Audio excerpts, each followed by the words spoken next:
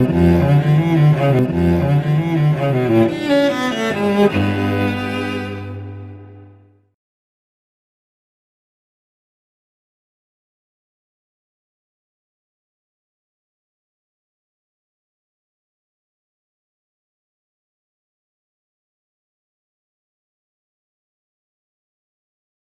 we're going to ring up Helpline now and we're going to put these questions to them. This is a concerned individual, you know. I have children to consider. So their number was 0800 2829 26. Give them a call now. Kia ora and welcome to the COVID vaccination helpline. Thanks for calling us about your vaccination. You are able to make a booking or change an appointment online by going to bookmyvaccine.nz. If you prefer to talk to someone, please stay on the line. Here at Helpline, we do our best to provide care in many ways, and we would really like to connect you to the right person. If you would like to speak to an advisor from our Māori team, please press 1. If you would like to speak with an advisor from our disability team and require extra assistance, please press 2. If you would like to speak to an advisor from our Pacific team, please press 3. Otherwise, please stay on the line.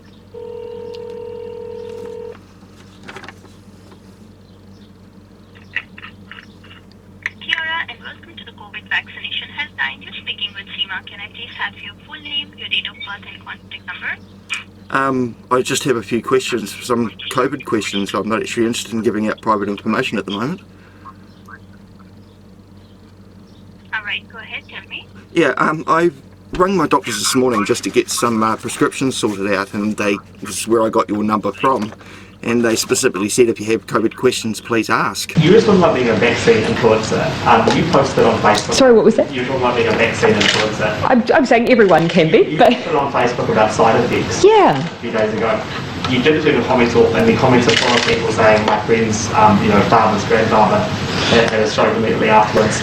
Was that the right thing to do? When the research tells you that one of the things that's stopping people from being vaccinated is their view around side effects, I think we have an obligation to talk about those issues in the open. And so I'm willing to do that, and I think we should all be willing to do that. At the same time, I scrolled through and I saw some of those comments, and I do want to make sure we have a space where people can feel like they can have debate and conversation. Much of the what might be the moderation around that actually doesn't necessarily come from us, but comes from Facebook and some of those forums. But I am willing to have that dialogue. I think it's better than ignoring the questions that people have when they are legitimate. I hope people will allow the space for it to happen, though, without crowding out legitimate conversation. Firstly, are you aware of the new video that Project Veritas has released this morning? In regards... Sorry, we are not aware about, in regards to what? Project Veritas, it's a YouTube channel, independent investigation over in the United States. They are covering the Pfizer whistleblowers, and there is a Melissa Strickler, Pfizer quality auditor, who's been there for 10 years, been an auditor for 5, and she's just blown the whistle on there being human embryonic kidney cells in the COVID testings. In this database, you came across a chain of emails discussing fetal tissue and the COVID vaccine. Vanessa Gelman, who works in Washington, D.C., is Senior Director of Worldwide Research. The question came up as an inquiry to our MedInfo group. They're asking, quote, did Pfizer make use of a cell line from an aborted fetus? They want you to leave out the highlighted part, which is the one or more cell lines with an origin that can be traced back to human fetal tissue has been used in laboratory tests associated with the vaccine program. And here we have your badge. You are an employee of Pfizer? I work at the McPherson, Kansas plant. It's one of the biggest plants in the operation of Pfizer. We produce some of the most units. This message from Vanessa Gilman. From the perspective of corporate affairs, we want to avoid having the information on the fetal cell lines floating out there. We believe that the risk of communicating this right now outweighs any potential benefit that we could see, particularly with general members of the public who may take this information and use it in ways we may not want it out there. We have not received any questions from policymakers or media on this issue in the last few weeks, So we want to avoid raising this if possible. Wow. They were wanting to keep it under wraps. They didn't really want the information out there that they were using the hex cells to do the study. They're being so deceptive in their emails, it's almost like it is in the final vaccine. They're just being really deceptive, and they're being careful with their words, and it just made me not trust it. Why didn't you go to the New York Times or the Washington Post, which tagline is "Democracy Dies in Darkness"? They seem like they do decent work. And also, why not go to Congress with this information? Well, I've spoken to lawyers, I've spoken to people, and this is what I was told to do, was to trust Project Veritas and to go with you guys, by lawmakers, by lawyers. Really? Mm-hmm. Whistleblower lawyers told me that some things are better leaked to the media than doing it the other way. I think this just needs to get out there so that people can realize we're being deceived. Lawyers told you to come to Veritas. Yes. Whistleblower people told you to come to Veritas. They said if I go the route with them, the lawyers, it could be three years before this comes out. And that was from someone in the DOJ. So. DOJ individual told you to do Yes. that. Under the Biden administration? He was in there 17 years. He's not there now, but he was for 17 years, and he advised that I bring this to you guys because it could take years, and if they're trying to get this to kids soon, it's not going to be enough time. So are you aware of that up there yet? It was released this morning. There's like 1.2 million views on it already, so that's why I'm asking. I'm sorry, we are not aware about it and we don't have any information regarding the same. So, Well, I highly, if you have an email, anything from it. is there like an email address is there an email address I can send that information to you guys so you are aware? Or? I'm sorry, so we don't believe on what there is in news or everything until or unless it has been suggested from Ministry of Health. But until now, it has, Yeah, these are the people that produce the vaccine. These are people that work for Pfizer. It's not a third-hand information like Ministry of Health or another. It's first-hand verifiable. There's been emails released about it. But anyway, I'll go past that. If you haven't heard of it and you're not aware of it, you are now. Also, there's a bit of a debate about natural immunity versus vaccination.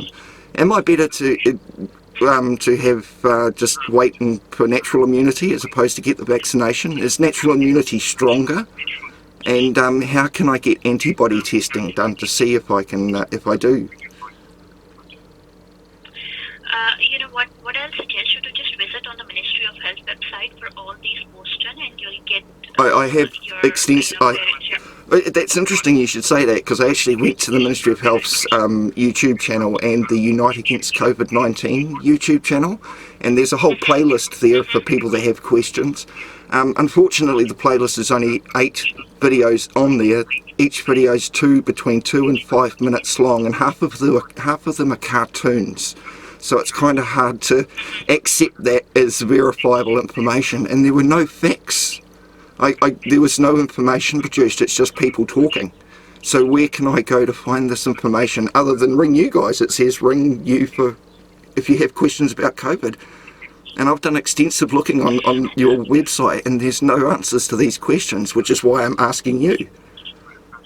Is there someone with a bit more knowledge perhaps? Or there's other side effects such as magnetism, pericarditis, myocarditis, face paralysis, death. Even back in May, TV1 News had, what's her name, Helen Patusi-Harris, the vaccinologist that your Ministry of Health use. She's there telling people not to worry about deaths of COVID, so of the vaccinations. An Auckland University vaccinologist, Helen Patusis-Harris, is with me. Helen, thanks for coming in. I imagine this could make some people feel quite nervous. Do we need to worry? Oh, not at all. We want to see events reported. Enables us to pick up things that are unexpected or of concern, and at the moment there's nothing to suggest there's anything of concern here. Can you explain that a bit further? How important is it to report adverse events? It is really important, especially things that are either, sort of serious and severe, not because necessarily the vaccine causes events. Lots of things happen all the time in the background, but these sort of systems enable us to detect things that are unexpected or unusual, and a lot of assessment occurs of these cases. Millions, I imagine, of the Pfizer vaccine have been given out globally. Have there been any reports of deaths in other countries? So the reports of deaths, of course, because we're vaccinating hundreds of millions of people, and of course we see deaths afterwards. But so far, after even all those doses, there's no suggestion that this vaccine actually causes people to die. So what will authorities be doing tonight? What kind of investigations happen after an incident like this? There's a whole lot of processes that occur, and particular things that the experts will look for to help them determine, causality. As I understand, in these cases, there's no reason to think that there was anything to do with the vaccine. But there are a whole lot of processes that occur, and then a decision on how likely it is it's related to the vaccine is made. And just how important is it that the public knows about this or an incident like this? I think it's really important that people understand we're going to see lots and lots of reports of things happening after the vaccine. We're going to go and vaccinate as many people as we can in our population. We're going to see a lot of things happening by chance. This is expected. I think because we want to see reports so that we can be assured that our systems are working well. So your message to people out there tonight, still go and get the vaccine, right? Yeah. Absolutely. So far this vaccine is looking incredibly safe. All right. Helen Patoussis Harris, thank you very much for joining us this evening. So again, there's a lot of information out there. I'm just trying to make an informed decision before I go ahead and do it, and my children and whatnot. I've got a lot of people to concern and worry about. I'm not sure if you get these sorts of questions much, but yeah, sure. Yeah. What I can do is I can transfer your call to the different department, to the clinicians, if you have any these kind of question. I'm not sure if I can, because this line, the number you have called is only for just to support with the booking. If you have anything like if you want like booking or cancellation or anything, reschedule the booking. that's interesting, because my doctors said specifically, if you have any COVID questions, please call your number. And it's only a booking thing. Because I'm not at the booking stage, I'm sorry.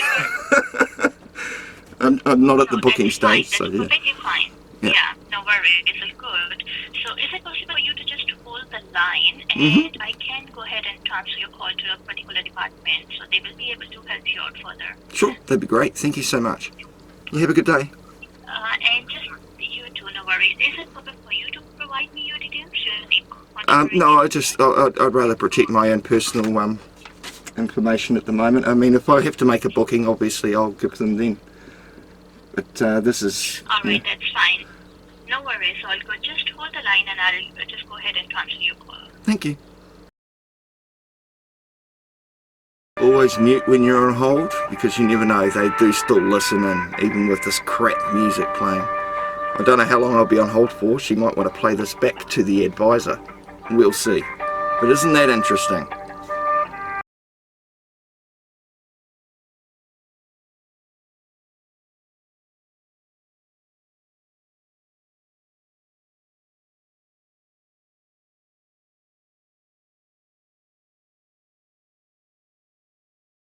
See, one could think that, because that's Helpline I run, that if you're ringing a Helpline for medical information, they would have it there. As you just heard, it appears that it's now just a booking line for vaccinations. I actually had questions. Not at the booking stage yet.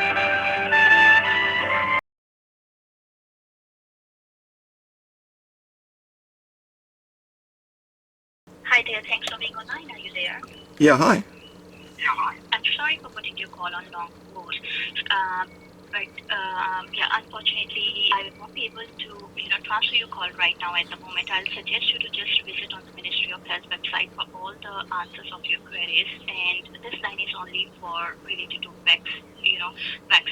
related to make any appointments for the vaccination and all. So why is it Helpline? Yeah. I would have thought Helpline is where you get medical information from. If it's just a COVID, if it's just a booking number, then it should be called just a booking number. I'm calling for information about COVID.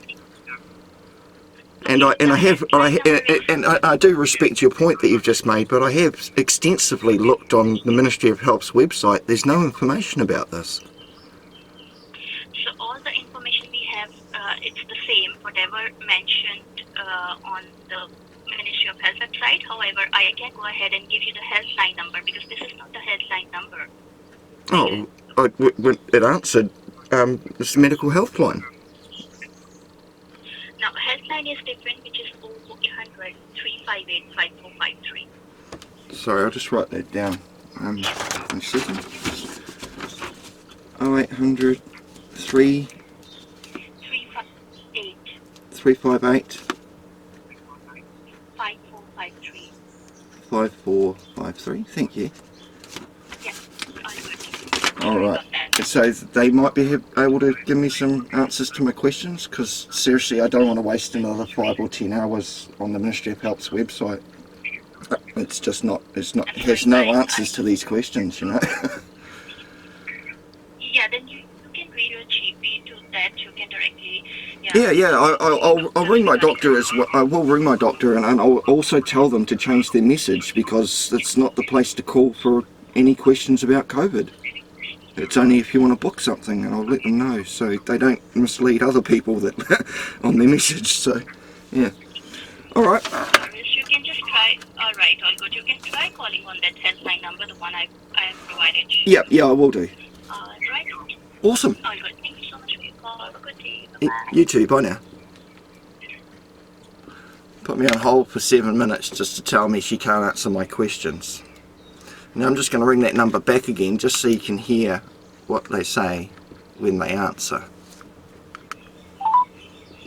Kia ora and welcome to the COVID vaccination helpline. Thanks for calling us about your vaccination. COVID vaccination healthline or helpline. Either way, fair questions.